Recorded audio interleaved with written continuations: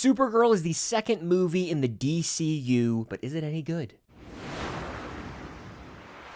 What's going on, guys? I'm Chris, and welcome back to another video. So today I am talking about Supergirl. I was able to see this movie early, so these are going to be my honest, spoiler-free thoughts on the film. When it comes to Supergirl, it's a movie that I had not too high of expectations for just because I wasn't over the moon about Superman. So I expected its ceiling to be as good as Superman, but the marketing didn't really win me over, and I was a bit skeptical, like I said, going in. So walking out of the movie, I definitely have some problems, some thoughts, but I am going to start with some of my pros, because there are some elements of the film that I think really worked. The first being Millie Alcock in the lead role. Obviously, she is Supergirl. She also is in House of the Dragon Season 1. She plays young Rhaenyra. I thought she crushed it there, so I was excited to see her land another large role in Hollywood, and I thought she did really well. Obviously, she did have a small cameo in Superman that came out last summer. We get to see more of a continuation of her story here.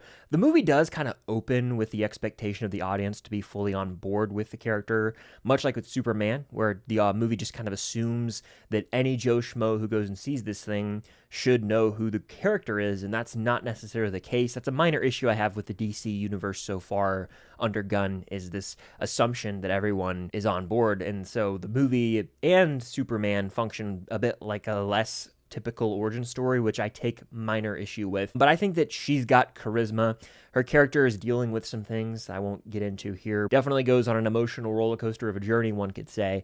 And so you feel somewhat bought into that. She just also has that edgy attitude. She's kind of no nonsense. So yeah, with the movie she's put into, she does the best she can and carries the movie. I would also say Jason Momoa as Lobo is a fun supporting character. I didn't think he blew me away or anything like that. It's, you know, Jason Momoa grunting, yelling, being sort of a macho bro character in Lobo. And so you get what you kind of expect with a lot of Jason Momoa roles. But really my favorite element of this film was the backstory we got on Kara, or Supergirl, if you will. Notably on Krypton with her parents. David Krumholtz actually plays her dad, Zor-El. And David Krumholtz is one of the more underrated talents in Hollywood. Anytime he pops up, I'm like, this guy's such a delight. I wish he worked more. He's in the studio. He was in Oppenheimer. Just give him all the jobs, all right? He's also Bernard from the Santa Claus, and that's all we need in this world.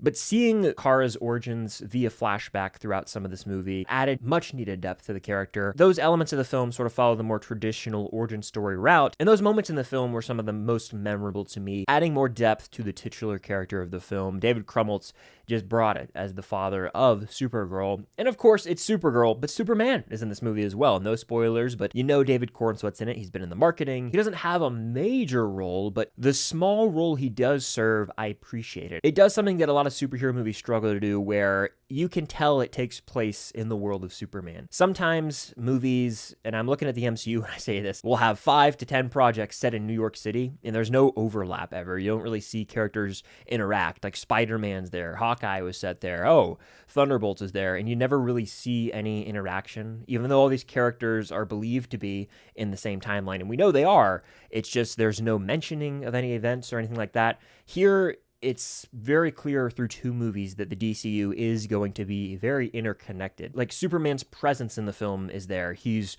looking out for Supergirl. He's trying to be a good role model for her and set her on the right path, and that could potentially play into future projects in the universe. So they're kind of planting some seeds early on for the overall cinematic universe, which I do appreciate. The movie doesn't go out of its way to add that in. It felt very natural and authentic to me. So it wasn't forced universe building or anything like that. It authentically incorporated Superman in a way that worked and felt in character for Superman and Supergirl. So that was maybe one of the best elements of the film as well. But I can't lie, a lot of this movie didn't fully click for me. A main reason being it was hard to fully buy in at an emotional level. My investment wasn't necessarily there. One of those reasons that I've deduced is in the first 10 to 15 minutes, something happens that's supposed to be this emotional crux of the film. And when this thing happens, I won't say, even though it's in marketing, I'm trying to be vague here. I was going, there's just no world in which things aren't going to be okay. That was my initial reaction. The stakes are set for the movie, I'll say that. And it's so easy to assume that this situation is going to be avoided in the end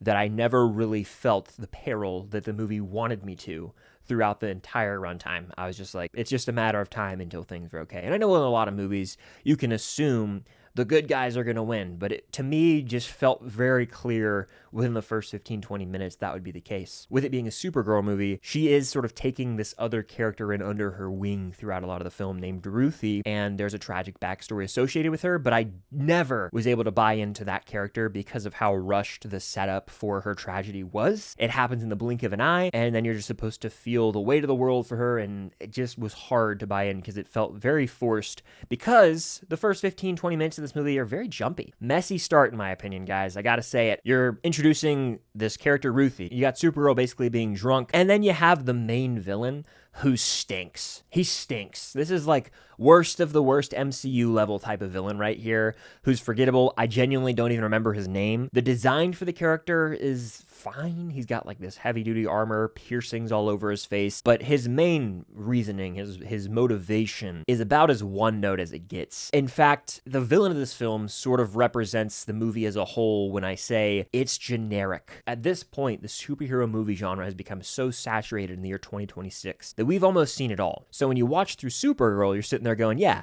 I've seen this movie before. I know all the tropes. I know everything that's going to happen here. So it's very predictable, but it's also just not the freshest. So because of that, it feels dull. It feels bland. Like, oh, we're just going through the motions here. I've watched Supergirl before, and that's a bummer. To really stand out in the comic book genre in 2026, you have to do something that subverts expectations, that reinvents the genre in a sense. And this just feels like another copy-paste type of DC movie that we've seen time and time again. And it's a bummer because I thought when James Gunn came on board, it'd be a course correct and we would sort of get away from the DCEU. And I'm not going to lie, if this movie was a part of the DCEU, I'd be like, yeah, that checks out. So that's where I kind of take issue with the cinematic universe as a whole, is it's not blowing me away as it was kind of promised to do. And that's really unfortunate. Even structurally, the movie's so repetitive. Basically, the character Supergirl will get in this sticky situation. She'll kick a lot of ass in the moment, and then something will happen to her that sidelines her. And it's kind of like the movie just continues to repeat that cycle, where it's like, oh, she's such a powerful being that we can't actually allow her to use her powers the whole movie. So basically, we have to find ways to suppress her powers. That way, we can fill out the hour 47-minute runtime.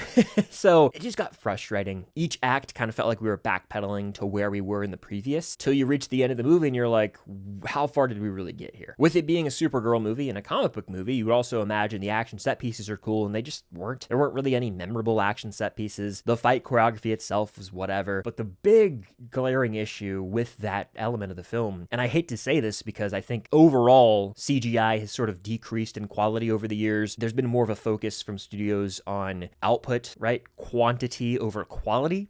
And to me, the quality of the CGI was noticeably off. And I'm not going to rag on it too hard because you could say this about a lot of comic book films nowadays.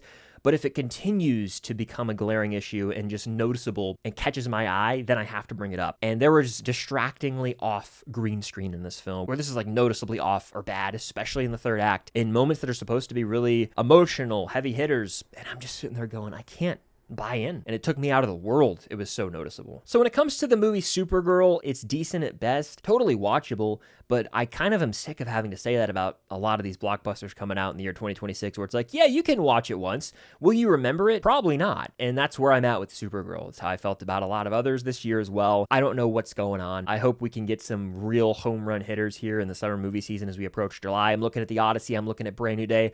I hope those don't disappoint. With Supergirl, I never went in with sky-high expectations, so it's not like I'm disappointed or anything, but I do have to comment on the overall state of DC and the fact that I am at the point where it's very, very difficult to muster up any excitement for a DC film until one truly wins me back over or blows me away. And the Batman 2 is excluded from this because it's not a part of the cinematic universe. I'm, of course, thrilled for that movie. All in all, Supergirl was watchable. It's not a movie I see myself really ever going back to.